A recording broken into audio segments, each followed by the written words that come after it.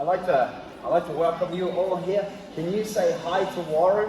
Hi, Warren! That means hi. I want to introduce you to his mother too. Where'd you go, Sandra? Oh, can you say hi to Sandra?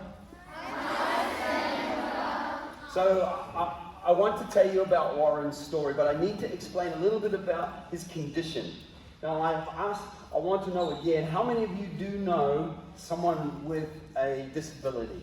Either in your family, or you've just met them, or you spend time with them, or a friend.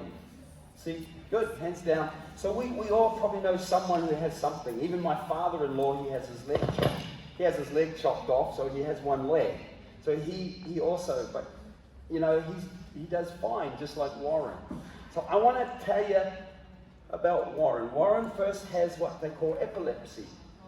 So I'm not sure if I told you, but when sometimes, even if he's sitting here now, sometimes his brain will just switch off, like your computer. And sometimes he'll fall, or sometimes he'll just stay there, and it's fine. I just have to make sure he doesn't hurt himself. Hey, Warren.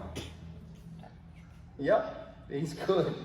And sometimes he puts a hole in the wall.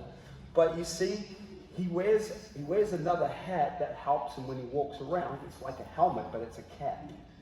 So Warren has spent this time with me for a year. Now, I want to explain what psychosis is. Psychosis is when they don't know they get mixed up with reality. What's right, what's wrong, what's true, what's not. And then Warren sometimes has voices in his head, and he has to try and compete with the voices. And sometimes you'll see him trying to tell the voices to get lost, because they interfere. Yeah, see, they interfere with him. And when you have more people talking to you at once, it gets really confusing. So I wanted to first explain that, and then the second thing, he's nonverbal because of psychosis, which means he can talk, but because of what he has, his words sometimes don't come out. So he's going to sing with me, okay? So that's a big thing for Warren, just to sing with me, because sometimes no words come out, but we'll see how he goes today. So what I wanted to do is quickly show you a video. It's around about 50 seconds. This video explains to you what epilepsy is. So just watch this little video. What is epilepsy? Epilepsy is a neurological illness, or illness of the brain. The communication or information exchange between different parts of the brain occurs through electric currents. There are billions of wires that connect billions of neurons and make this fast and continuous communication possible. If at any point in time there is a short circuit at some point, then that particular part of the brain, or sometimes the whole brain, stops working temporarily. This phenomenon is called an epileptic fit. Some of the patients may lose awareness during this time for 1 to 2 minutes. They may not respond to the bystander's commands. After the fit is over, they regain their consciousness level in the same position and start communicating normally. Another peculiar thing is that 99% of the people get back to their normal self within 15 to 30 minutes after a seizure, as if nothing happened, or at least no permanent damage has occurred to the brain. Living a normal life with epilepsy is absolutely possible. They should behave and feel like a normal part of society. In reality, these epileptic patients, if properly treated, can become an important part of our society and can serve humanity. So that gives you a little understanding about what happens to Warren, and he's fine. It just looks a little dangerous if you're not used to it. So if Warren did have a seizure, have a fit, all you've got to do is make sure they're safe. You're not going to hit anything. If he lies on the ground or sits on the seat, you just stay beside him, and you just stay with him, make sure he doesn't hurt himself. Now, do you remember when I got conducted for you, and you clapped? I don't know if I did it. So Warren is going to conduct. You guys have to clap. Now once he starts this means everybody. So here he goes.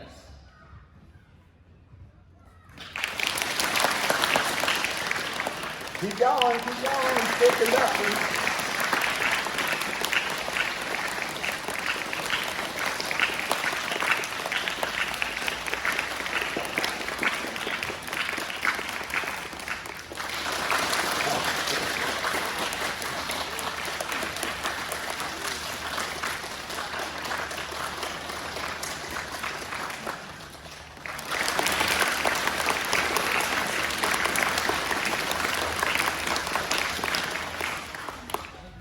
Oh, well done. Give him a clap. Thanks, Warren. Now, Warren is going to sing with me this song. He's going to sing with me first. Then I'm going to put the words up, and you're going to sing the song as well. You are my sunshine, my only sunshine. You make me happy when skies are grey. You'll never know, dear, how much I love you. Please don't take the sunshine away. Ready, everybody? You are my sunshine, my only sunshine. You make me happy when skies are grey. You'll never know, dear, how much I love you. Please don't take the sunshine away. Now, the reason we sang that song, two reasons. First, Warren knew it. Second reason, it's the tune of this next song.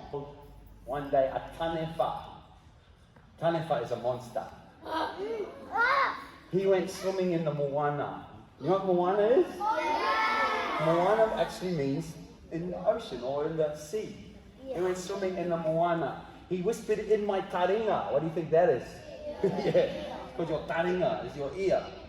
Then the next one you'll see, it says, underneath the kowhai tree. A kowhai tree is a big, beautiful yellow tree in New Zealand. It actually has medicine in the leaves in the tree. And then tanefa, goodbye.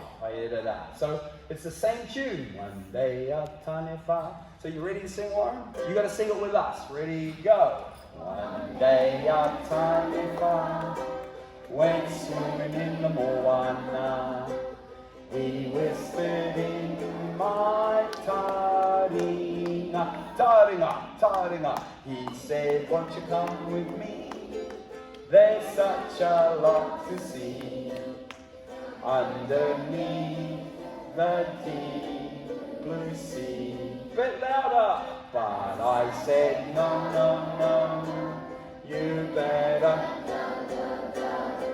Although I know we could be friends, my mother waits for me underneath the kowhai tree. Tanefa haere, tairu a tōrewha, hei! Give yourself a big clap.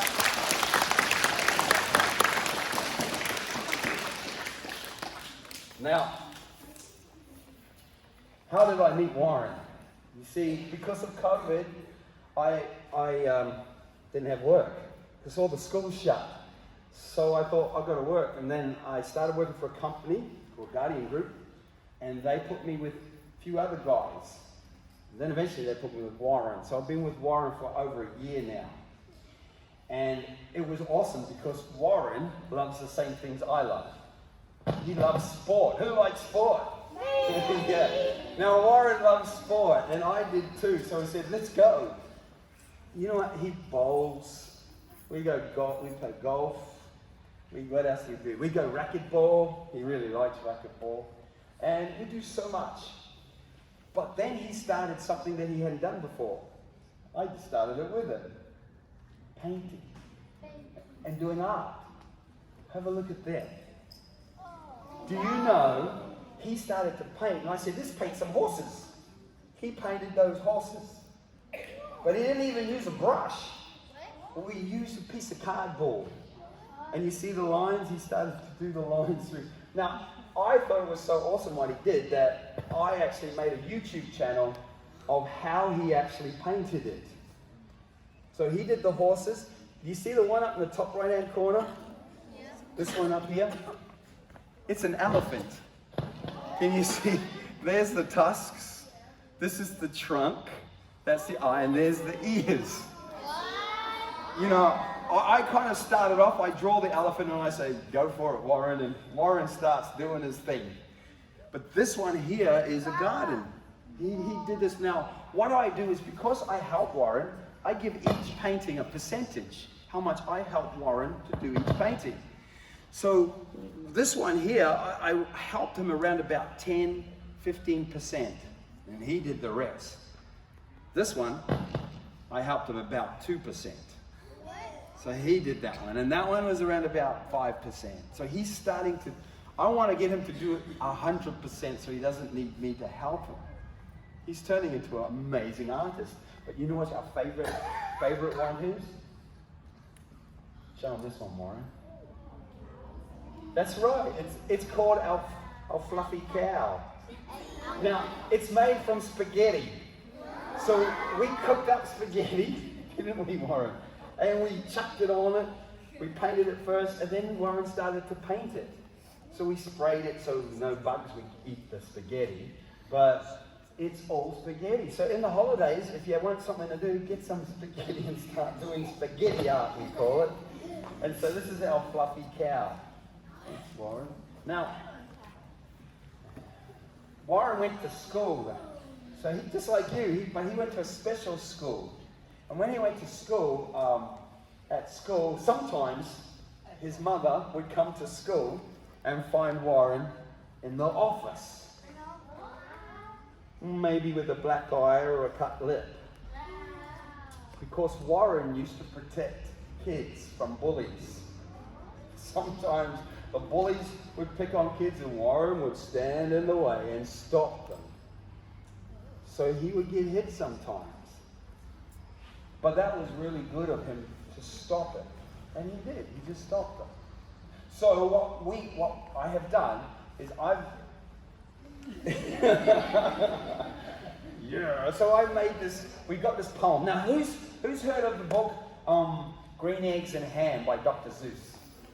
Good. Now, that kind of poetry, there was a competition in America, and a lady named Becca Teagan, she wrote a poem like Green Eggs and Ham. She won the competition like last year. I emailed her and I said, oh, I love your poem. Can I use it at a school I go to? And she said, sure. So I'm using her poem to tell you a story about bullying. This is a bit about what Warren used to do. And it's called the grape. And the grape means the bully. So Warren's going to help me by holding up a sign. So you've got to be a bit faster, Warren. So he's going to hold that sign up. Let me turn them around. So you hold up this one first. He's going to hold the sign up and you have to say what's on it. So hold that one up, Warren. Now when you say what's on it, you've got to say it with a little bit more oomph. Okay? Here he goes. Say this. Hey! Okay, bit more oomph. Ready? Hey! Good. Okay, hold that down, Warren. Not yet. That was a practice. So as soon as they say it, Warren, you can put it on the ground. Okay, hold it there. Okay. On a warm summer's day in the month of July, in a town as small as a grasshopper's thigh, walked the girl with the flower, with her eyes looking down, when she bumped into someone wearing a frown.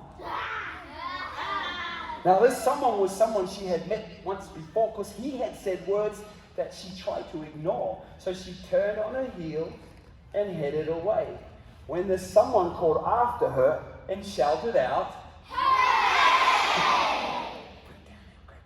"Hey you, missy, you know who I am. I'm someone who will and someone who can. You see, I'm disliked in this town, so you know what I'll do. Because they hate me, I'll make them hate you." Now the girl with the flower started to shake, because she knew from before this guy was a grape. And all grapes are unfriendly. They're mean and they make girlies cry. The next day she's walking with her eyes cast down, when whom should appear? The grape with the frown. See, I told you I'd be here, to maim and to crush. And then he said words that would make a hog blush. Now the girl with the flower stood there confused, Because she did not deserve to be hurt or abused, just an unlucky victim of breaking it seemed by someone so vengeful, grumpy, and mean. So she stood there silently. Because she knew she should, because defending herself wouldn't do any good. And the grape went on for what seemed like an hour. Because if you give a grape an audience, it gives him the power. He ranted and threatened and made such a shrill, because he's someone who can and someone who will. Now the crowd had become forming, just gathering around to watch the poor girl and the grape with the frown. The crowd, they all came. They stopped and they stared. They tried to speak up, but they felt a bit scared. So they stood there, shaking their heads. That's it. Just go like this. I know, shaking their heads. And they thought, glad it's her there and not me instead. The next day, the grape attacked the poor girl and made such a scene that the crowd gathered round. Not yet. The crowd gathered round to watch him be mean. Now the girl with the flower took it all in. With a tear on her cheek and a trembling chin, she felt the whole world start to crash to the ground when suddenly she heard the most beautiful sound.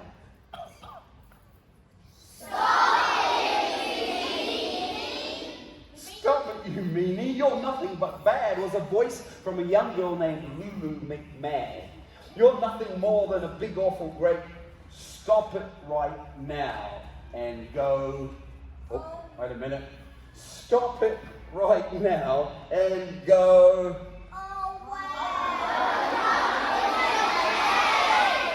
Go jump in the lake. All eyes are on Lulu, but she stood her ground. She walked up to the other girl and they both turned around. They both stood with their back to the grape. What a simple yet wonderful statement to make. Then two people joined them and stood with them crowd. Then two more. Then three. Then the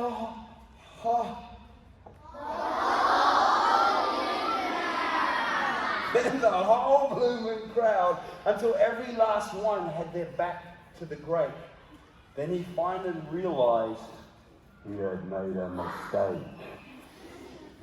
If someone's been harassed or put down, it's not very nice to stand there and not make a sound. Do not be afraid to stand up for what's right, like Warren did, and make all the grapes lose their fight. Cheers! Yeah, cheers!